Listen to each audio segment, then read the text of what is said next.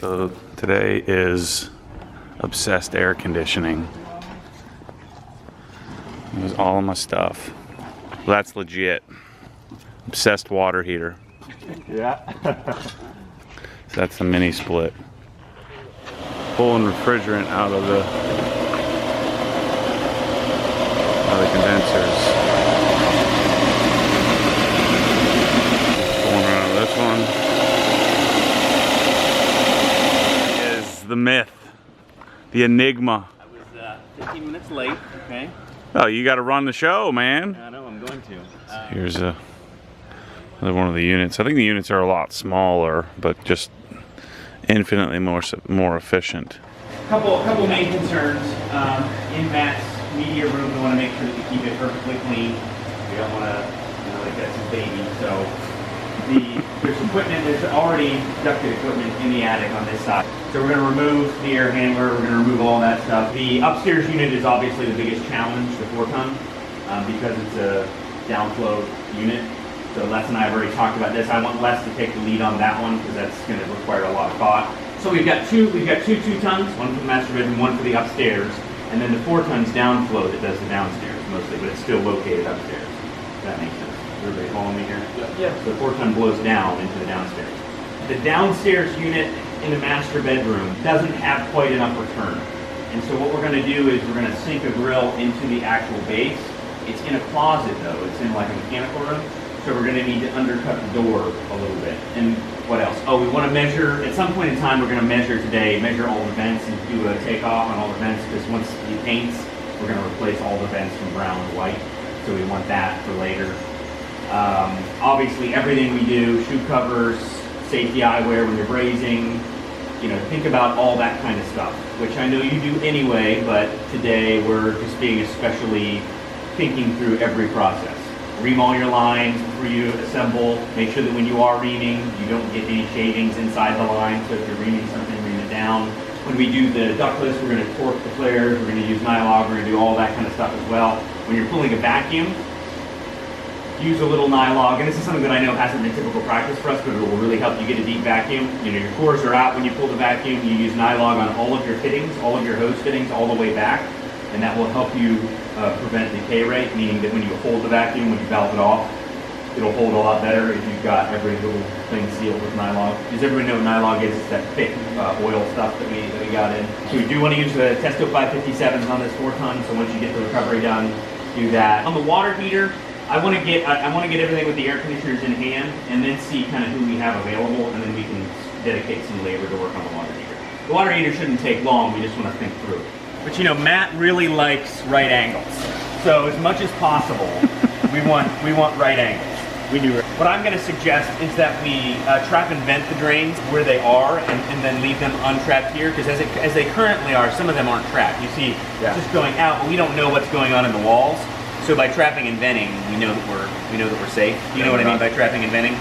So you trap it, so it's got pitch on it, but then you trap it and then you vent it, so that way air can escape from the line. So you're gonna see, we're gonna cut a hole in the wall for our mini split.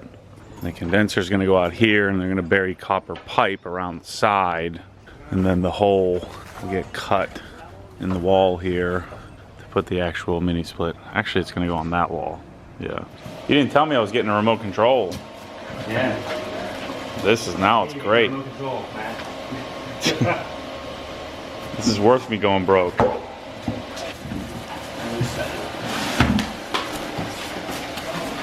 Hey, serious, Matt. What does that mean? Fancy? It's the fancy one.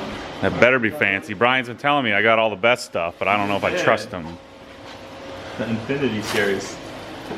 There better not be a platinum series that I'm missing out on. No, this is it. This is the one you want. We're about to cut a giant hole in the wall. It's not a giant hole. It's a 2-inch hole. Oh, that's it? 2.5. Oh, shoot. I was thinking we had to cut a giant rectangle out to fit that thing. No, it's a 2.5 inch. Yeah. No wonder you guys weren't all stressing out. I'm like, we're going to blow a hole through the block in this room? Okay. Yeah, it's literally a 2.5. That just mounts on the wall. Okay. Copper and electrical go through. I don't know why I was thinking that the unit had to like a window unit? Yeah. Hole back in goes out. No, it'll be nice. Okay, well, that's easy then. Yeah, Shoot, yeah. never mind. All right.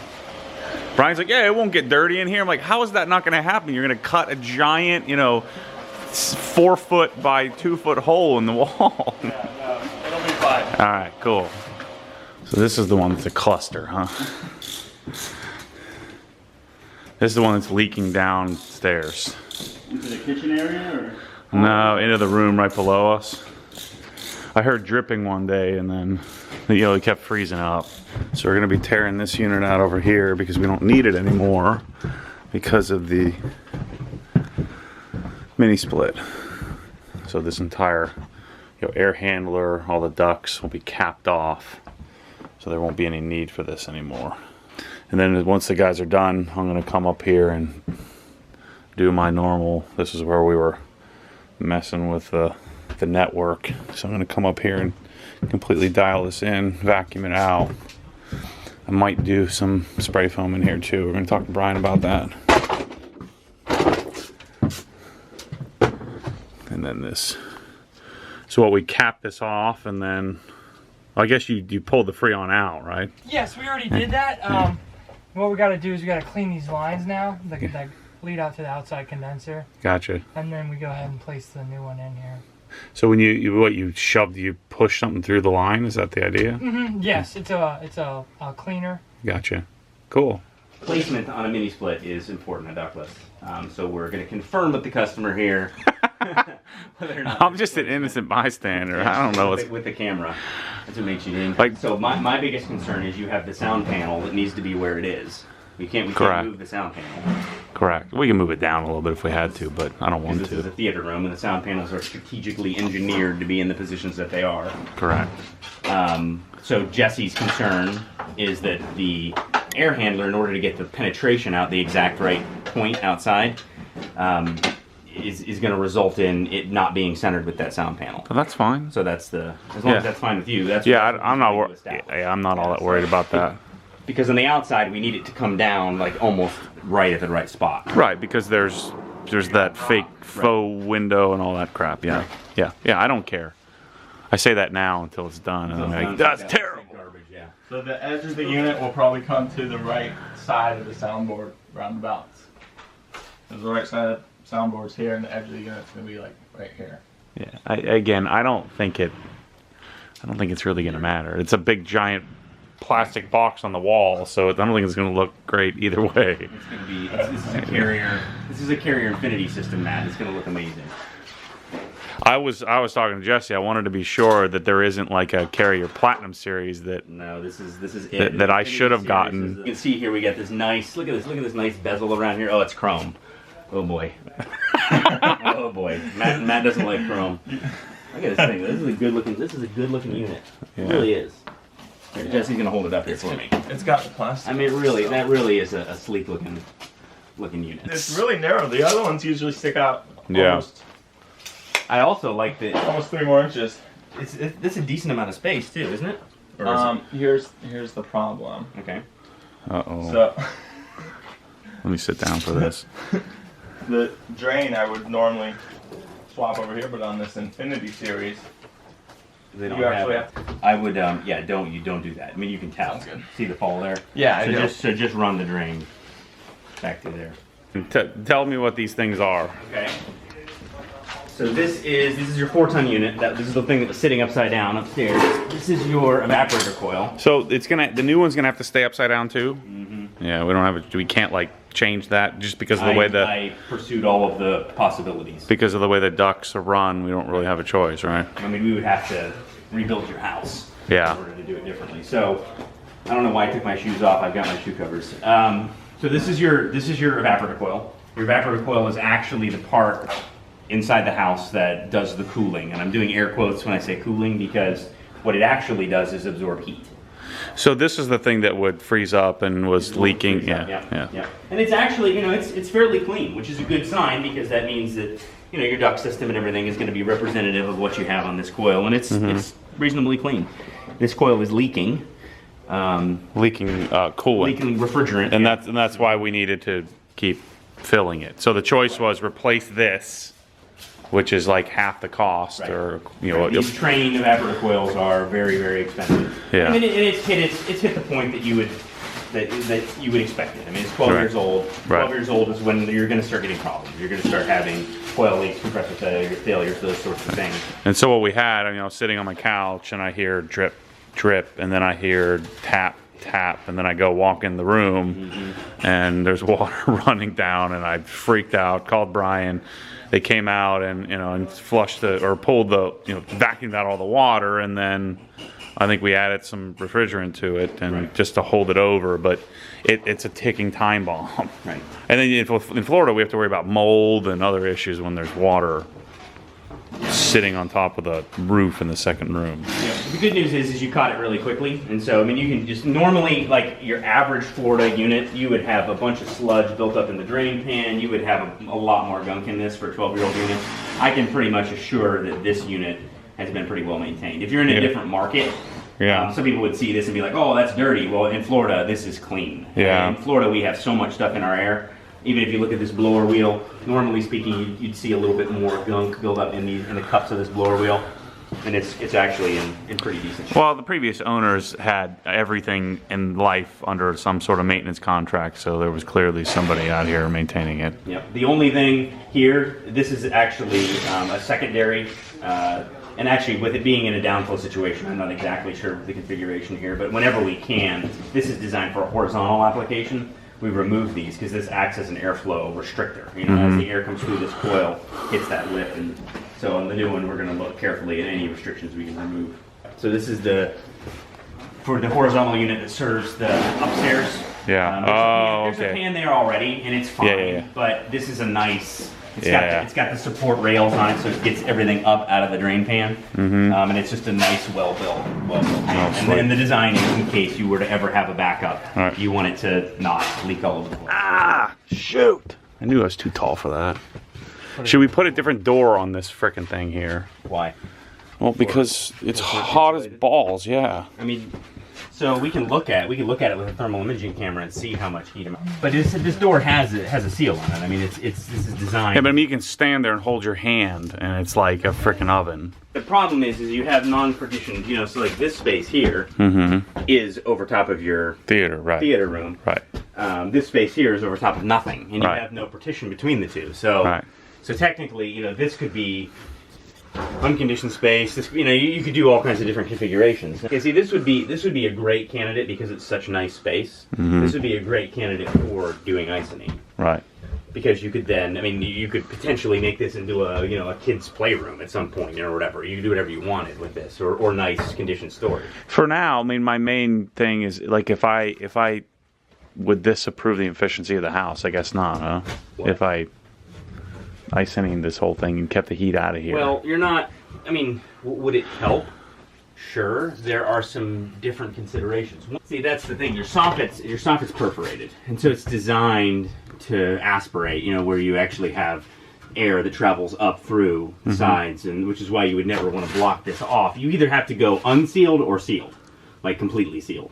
So if you go isoning, you're going completely sealed, but then there's some other concerns with that. You go completely sealed, now you have to worry about moisture significantly. Like you have to be concerned about it. In fact, to the extent that if you isonate this, you would either have to condition it or dehumidify it mechanically, one way or another. Then there's the answer. I'm not doing any of that. Don't do that. Yeah, don't do that in here. Unless you wanted to, unless for some reason you were storing something up here or you were making it into something that you wanted to actually be able to. Well, here's my problem. I mean, my kids are going to be 6'8", so I mean, this room isn't going to be very helpful or useful, you know. Yeah. So this space is only a tiny portion of what your attic is. Correct. It's this entire, yeah. Have you ever been up in there? Yeah. You have? What's up there? Well, there's cellulose up there. I had Did them they come blow 'em spray. up? Yeah, and spray a freaking crap ton in there. Yeah. We're going to need to get up there today, too. For what? To inspect and Oh, seal oh yeah, the yeah. ductwork, yeah. So supposedly I paid for all the lights. The cans were, you know, taped and sealed. I don't know how much I paid, but it wasn't cheap. Yeah, having insulators touch ductwork at all is generally not the best. So there's two different sides to sealing. There is sealing the cans to the drywall, and that's valid. You know, so you don't have the potential leaks around the actual can. But then there's the sealing of the ductwork itself, which Right. your duct, from my experience of it, what I'm seeing of it, it really wasn't sealed at all. It was just, you know, we call it diaper method. They just use tape on it. Yeah. Well, you know, you're going to have all kinds of little leaks all around. I mean, just what I saw with this air handler when I pulled it apart. Right. You had a duct that was just leaking air willy-nilly all over the place. You know, when we first moved in, the reason why I had them come spray some insulation, I mean, it was hot up here. I mean, you know, because I mean, there is attic, there's room, you know, from on the sides, but not a lot. And then there's, you know, there's like 3 feet, I think, to the peak. I felt like it made a difference in the heat. Well, what we'll do is right now, the problem with a day like today is it's not going to be that hot. It's going to be very, Right. you know, temperate. And so once it gets hot again, we'll go through with a thermal imaging camera. We'll take a FLIR camera and we'll go figure through out where the and mistakes see where the hot spots are. Because it's very possible. You know, we don't know what's in these walls. Right. Now we could use, you know, special test instrumentation where we can take, you know, inside measurements of temperature and outside measurements of temperature and figure out what the R value is of the wall. We can do that, or we can just do a comparative analysis and just look at. But even if we do that, what are we going to tear all the walls out? Well, no. What you can do is you can do injection foam. Yeah. So they make a system that you come through and they just drill a little hole, Yeah. fill it with foam. That's what I have in my house. Yeah. It's not huge R values, but it's enough that it'll make a significant difference over a large volume. Right. And it also is nice because it makes it really quiet. Right. Like I can't even hear it raining outside in my bedroom. All right, so here's the old air handlers. Are these significantly smaller? Slightly. These are the 2 tons. Replace these. Okay, so they're similar. And the other one's actually slightly smaller as well. Whenever I quote a system, I look at the matches Yeah. to see, you know, what match makes sense. And in this particular case, there was no difference, especially with the. I'm not going to get really nerdy here, but the particular match for this, and we wanted to, you know, have as much space to work with inside this closet, especially. Yeah. Yeah, you haven't been too good about changing your filters there, Matty. I don't want to change filters. Where's the filter change? Oh, okay, well, we can help you with that, Matt. I want you to change I want Jesse to change my filters. He'll do it right. Well, that looks like a little bit better hole than what I was thinking. I don't even have to vacuum my couch after that. So here's one of the 2 tons. There's the 4 ton.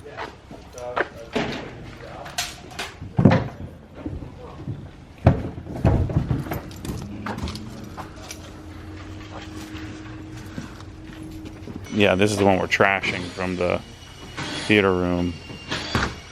And those are the new carrier units. So they're disassembling and removing the trains from the side here.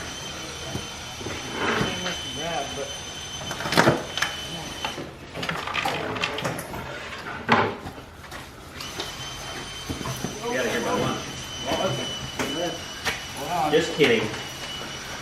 Interesting how train uses as much plastic as possible and carrier doesn't use any. Is there any, that's just a branding thing? I mean,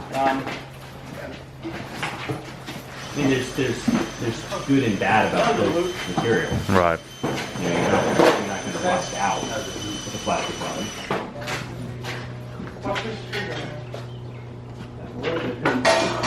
There's our new 2 ton. Clean. It's currently set up to R22. And if you look here, you can see that we're running 226 psi and 110 degrees Fahrenheit, which is our saturation. Now, if I've got my Testo 905, this is the Testo 557s, and I got my Testo 905 here that's synced up with the app, and you can see here that we're at 72.2, 72.1 degrees Fahrenheit, which has been sitting here and acclimating with this tank. So this tank is actually right about 72 degrees, which means that my saturation temperature, if this was R22, should read 72 degrees Fahrenheit. And we're not reading that. So we don't have R22 in this tank. Now the question is, what do we have in this tank? With a typical gauge, you could look at the scale, but here what we're gonna do is we're just gonna scroll through refrigerants until we find the refrigerant that I think it might be, or in fact, sincerely hope that it is, being that that's what we just recovered.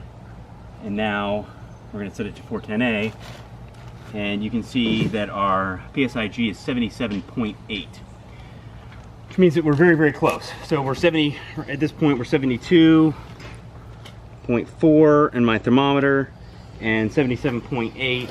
We can be reasonably certain that this is mostly R410A in this tank. Now, there could be a little bit of nitrogen in it, something else affecting it that's causing the difference in saturation, but we're pretty certain that's what it is. Now, if I was if this was reading, I don't know, 40 or 50 or 100 like it was, then we would be pretty certain that that's not what we have in the tank.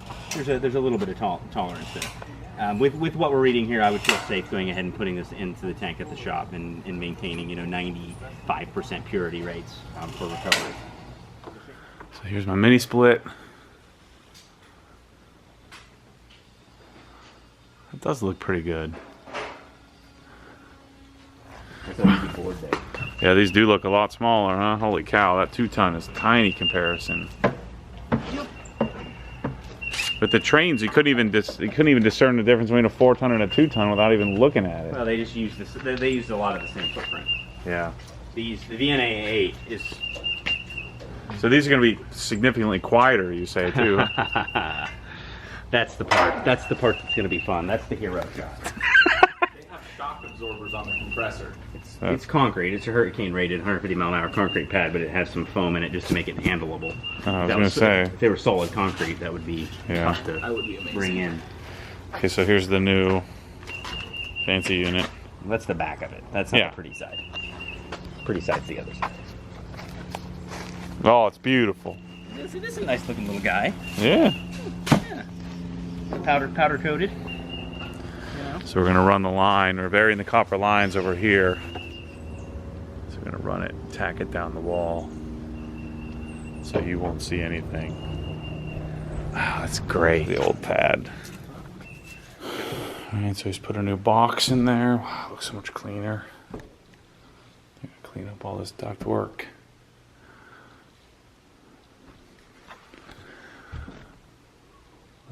So that's our return out there. He's cutting out this old unit he will no longer need. So here's all the old units.